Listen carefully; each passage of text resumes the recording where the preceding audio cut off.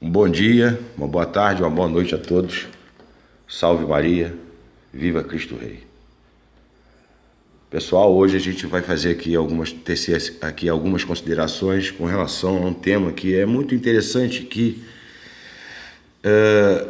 me parece bem explorado, mas que deixa passar, né? Deixa ao largo, alguns aspectos interessantes que poderiam ser abordados e poderiam ajudar bastante, né, a compreensão, né, por parte dos batizados católicos acerca dessa crise, né, pela qual passa a igreja hoje.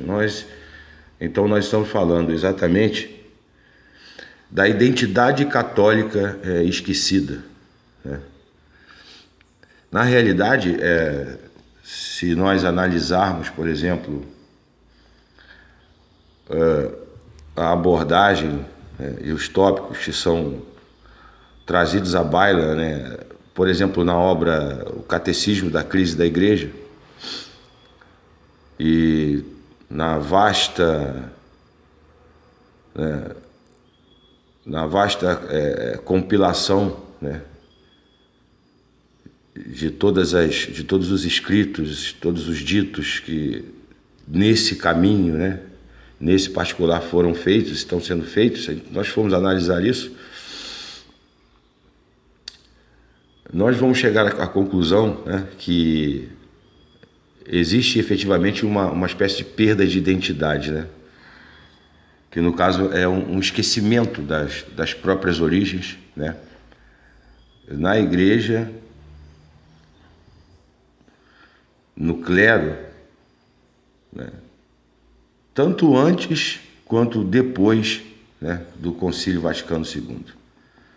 Então esse vídeo ele tem aqui a humilde pretensão de esboçar aqui, de aclarar aqui pelo menos alguns pontos com relação a essa questão, né? Então, a identidade católica esquecida é um problema que precisa ser superado hoje, né? Porque há uma identidade católica, né? Existe uma identidade católica que é eterna, que é para sempre, né? E isso precisa ser de alguma forma recuperado pelos católicos. Mas antes de adentrarmos, né, propriamente ao desenvolvimento desse tema, vamos fazer, né, como de praxe, as nossas orações pedindo a Deus que nos ajude na realização desse trabalho. Em nome do Pai, do Filho e do Espírito Santo. Amém. Inspirai, ó Senhor, as nossas ações e ajudai-nos a realizá-las, para que vós comece e para vós termine tudo aquilo que fizermos por Cristo nosso Senhor. Amém. Santa Maria, Mãe de Deus, rogai por nós. Em nome do Pai, do Filho e do Espírito Santo.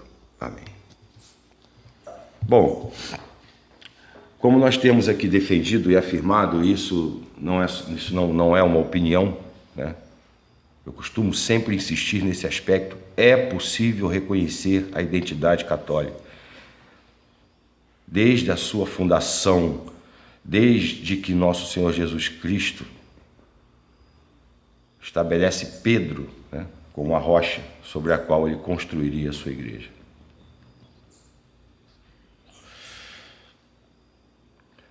Passando, né,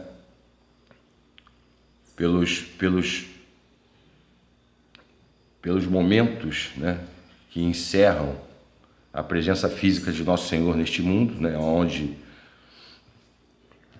ele ordena, né, determina que os apóstolos saiam pelo mundo afora, batizando e ensinando, né, tudo aquilo que ele havia prescrito, né, acerca da sua doutrina, né, a doutrina da salvação.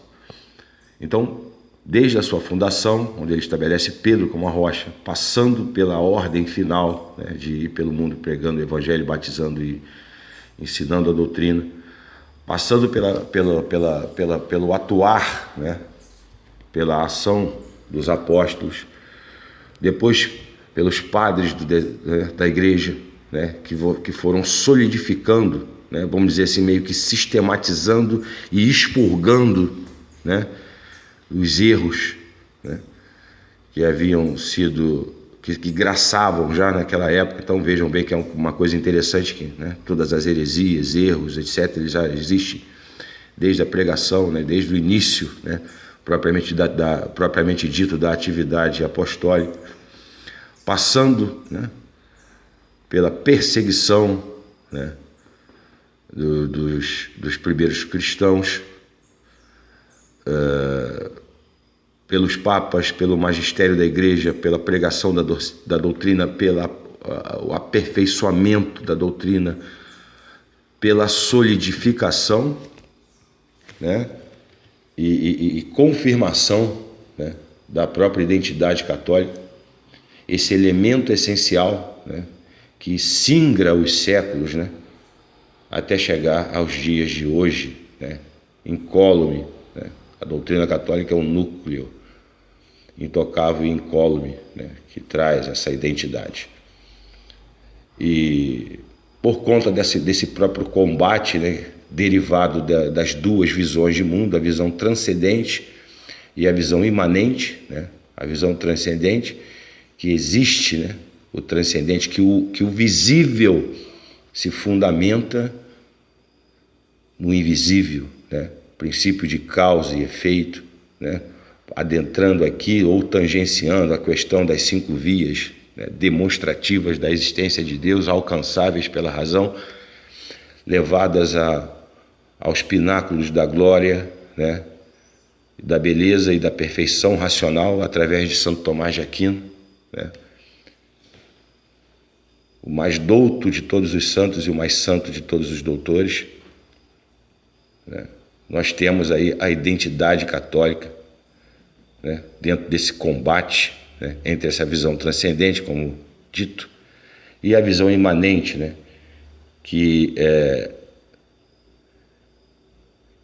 não é que ela não reconheça, né, através de um esforço, né, do intelecto, da razão, a existência de Deus, mas que não quer reconhecer e estabelece como fim último, né, de todo o devir do cosmos, né, dos entes, né, da história, este mundo, né. Então, a partir da luta, né, do combate, né, que já começa no céu com a queda de Lúcifer, né, non serve, né, você tem essas duas visões que se degladiam, né, que combatem, né, até a morte, ao longo da história do gênero humano. E isso vem a propósito, né, para reforçar ainda mais essa questão da identidade católica e o que nos remete, né, a essa questão da perda da identidade, né, que se manifesta de forma mais clara a partir, né, da introdução, né, desses postulados, podemos dizer assim, né, dessas demandas, né, dessas pretensões, né, dessa visão materialista e imanentista que não quer admitir, né, a revelação, né, o transcendente, Deus, né, causa primeira de todas as coisas, etc, etc, etc. E todas as consequências que decorrem da visão transcendente, né, as consequências filosóficas, as consequências práticas, né? A partir do momento em que você tem aí, uma vez abraçada a visão transcendente, né, a prevalência, por razões evidentemente racionais, mas em primeiro lugar da própria fé, né, do reinado social de nosso Senhor Jesus Cristo. Então, o que nós vemos hoje no concílio, hoje, dentro dessa espécie de confusão, né, diante da qual estamos aqui perplexos, é exatamente essa perda da identidade, né? E como poderíamos, né, resolver essa questão, né? Porque a perda da identidade, ela é um esquecimento de si mesmo e do que se é. E isso acaba desaguando num atuar, né, num agir, né, contrário à própria natureza, né, doente. Isso se dá com relação ao pecado, isso se dá com relação às exigências, né, do cumprimento da lei natural, né, as exigências decorrentes do dever, né, de piedade, ou seja, do dever de prestar o culto verdadeiro a Deus através, né, da sociedade perfeita que nosso Senhor Jesus Cristo instituiu, porque ele não opera somente na redenção, ele funda uma sociedade hierárquica, né, uma hierarquia clara, evidente, né, com regras, com leis, né, e não se pode dizer que se ama o rei, que é nosso Senhor fundador, sem amar o seu reino, né, e cumprir os deveres. Então, dentro dessa questão da perda da identidade, a solução, né, a única solução, né, é a reintrodução, né, desses elementos basilares, desses elementos fundamentais, né, desses elementos essenciais, desses alicerces, né, nos batizados católicos, a fim de que eles redescubram, né, a identidade da igreja e aí possam, a partir de um ato livre e consciente, com absoluta e perfeita liberdade, né, voltar e assumir, né, a sua verdade, a sua realidade, a sua identidade católica. É um trabalho difícil, né, por conta hoje da disseminação de tantas e tantas e tantas opiniões que realmente parece impossível, mas não é. Fazendo o trabalho correto, nós conseguiremos, com certeza, resolver essa questão. E a prova disso, né, prova não no sentido técnico, jurídico, mas pegando emprestado e usando de forma imprópria, né, a expressão, o termo prova. A prova disso é que basta dar uma passada de olhos, né, um en passant sobre essas milhares de opiniões, né, e todas os outros erros, né, e confusões decorrentes dessa perda de identidade, né? E, sobretudo, evidentemente, no próprio meio católico, né? Parece que nós estamos diante de 1000 igrejas. Entretanto, e graças a Deus por isso, o núcleo intangível da doutrina católica, a verdade católica, continua mais firme do que nunca, né? E está aí para quem assim o desejar compreender, para quem assim desejar contato, né, com ele. Então, basicamente, a princípio, é o catecismo.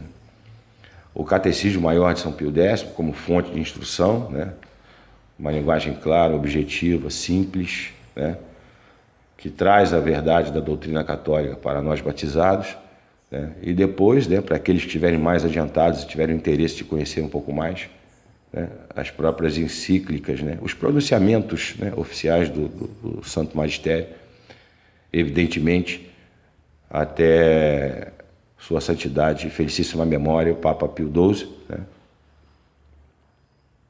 que o último dos apóstolos, né, que efetivamente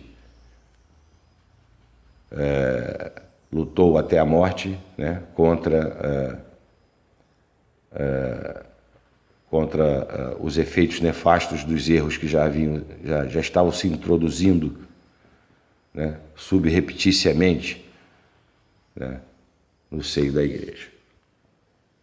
Então, o Concílio Vaticano II abre, né, as portas para a confirmação da perda da identidade por conta, desculpe, da aceitação,